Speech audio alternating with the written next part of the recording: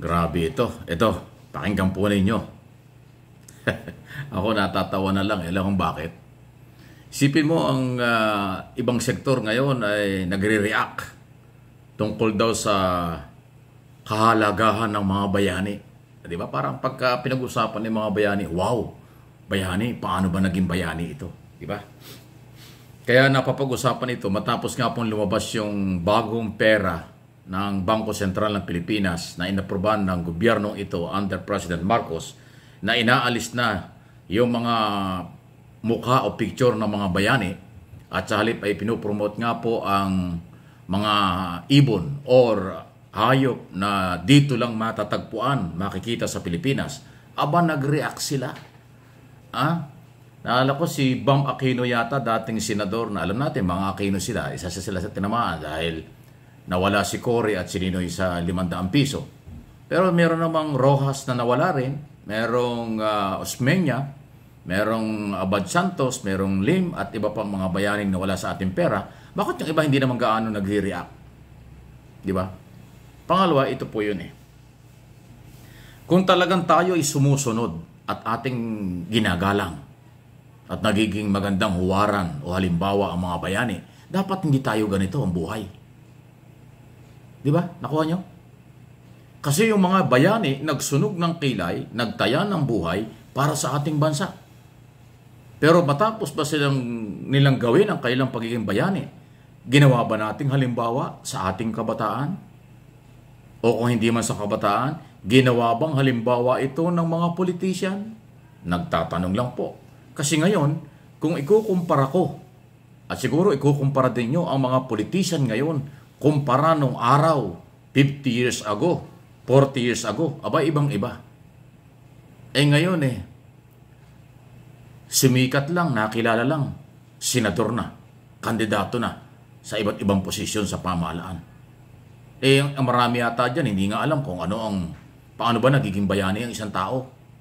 Paano naging bayani si Rizal, paano naging bayani kung sino-sino dyan, paano naging bayani itong mga nasa pera natin ngayon ay dahan-dahang inaalis at ipinopromote na nga ang likas, kalikasan at mga hayop na kakaiba na ating may pagmamalaki sa buong mundo na dito lang sa Pilipinas pala meron, wala sa ibang bansa, sa ibang lahi. Di ba? Ulitin ko kung talagang ang ating mga politisyang nag-iingay dito sa pagpapalit ng disenyo ng ating pera ay totoong nagmamalasakit sa ating bansa at kanilang dapat na ipinopromote ang kung paano naging bayani ang mga naging bayaning Pilipino, dapat hindi tayo naghihirap. Dapat walang korupsyon. Dapat walang human rights violation. Dapat hindi tayo inaagawan ng mga bansa tulad ng China sa West Philippine Sea o mga property ng Pilipinas. Sana hindi tayo napapasok ng may mga kasong kriminal ng mga Chinese national at nakakapaglagak ng kapital at nakakapagnegosyo rito at lumalabag sa mga batas, karapatang pantao dahil yung mga Chinese national nakapasok dito at dumami ang crime sa ating bansa sa operasyon ng Pogo, illegal gambling, illegal drugs, illegal na mga pag-akupa at pagbili ng mga daan-daang hektarya ng lupa ng mga farmers na Pilipino. Kung buhay pa yung mga bayanan natin noong araw, hindi pwedeng mangyari ito. Hindi nila papayagan yan. Tapos ngayon, after na ng ilang dekada, napakatagal ng panahon, na yung mga bayani nasa ating pera, nagbago ba ang buhay natin? Siguro hindi masama. Suportahan natin ang Marcos administration at administrasyon ng ating Central Bank of the Philippines na ngayon ay pinopromote na ang kalikasan ng ating bansa na likas na yaman. Di ba? Kasi yun pong mga hayop na wala sa ibang bansa tayo meron, parte yan ng blessing sa atin dahil tayo pinagkalooban ng ganyan. Yung mga magagandang isla at magagandang mga meron tayo na wala ang ibang bansa, kung ilalagay man sa ating pera, bakit niyo tinututulan? Masama ba yun? Baka nga napapanahon na yan ang ilagay natin para magbago na ang takbo ng politika at magbago na ang takbo ng buhay at sistema dito sa ating bansa kapag mga hayop na at kalikasan na nakikita natin sa pera kaysa sa mga politiko, kaysa sa mga bayani na naging bayani sila, hindi naman ninyo pinatupad ang pagiging bayani nila. Katunayan, yung iba nga yan binaliwala pa yan.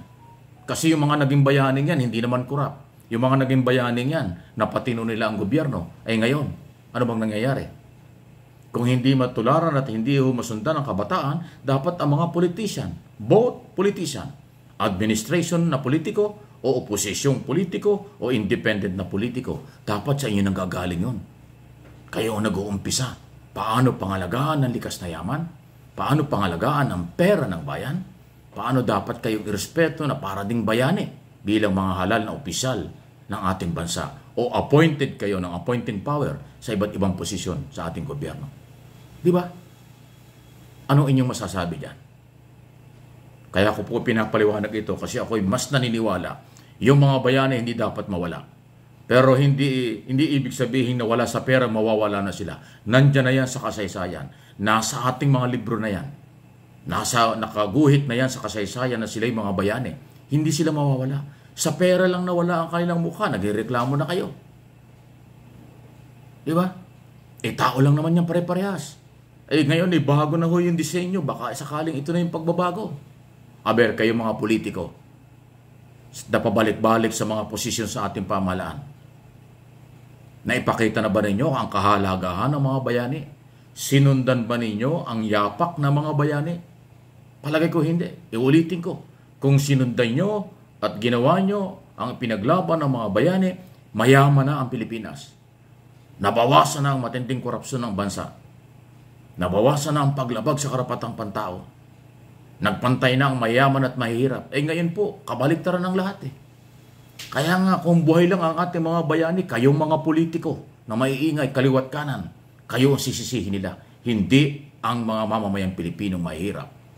At kung buhay ang mga bayani yan, patuloy nilang paninindigan. Iangat ang pangalan ng bansa at ng mga Pilipino. Hindi katulad ng mga politician ngayon, hindi ko man nila lahat, puro pang sarili. Interes at pagpapayaman lang. Pera at kapangyarihan lang ang habol ng iba. Magpakatotoo na tayo, di ba? Yan po ang aking opinion at observation sa nangyayari ngayon. Huwag na kayong magpakasikat o magpasikat. Kunwari kayo nagmamalasakit sa mga bayani. Hindi naman nyo ipinagpatuloy ang kailang kabayanihan. Ginamit lang ninyo para kayo sumikat, makilala, maging politiko at mapwesto sa gobyerno. Pag nandyan na kayo, ala rin. Ala naman. Di ba? Ano inyong masasabi? Please like, share ng ating mga video. Kasi inuulit ko, hindi naman tayo nagyayabang. Hanggat maaari, ang aking mga topic, kapupulutan po natin ang aral. Ayaw ko rin na kung ano lang, hindi tayo pumapatol sa mga chismis. Hindi tayo pumapatol sa mga ibang isyo. Kaya itong kahalagahan ng bayani, dapat nating panindigan. Kasalukuyang sistema ng gobyerno at paggagalaw ng mga politiko, ikumpara natin sa mga bayaning. At ikumpara natin ang kailang sinasabi kaysa sa mga nangyayari. Di ba ang layo po ng pagkakaiba? Please like, share ng video ito.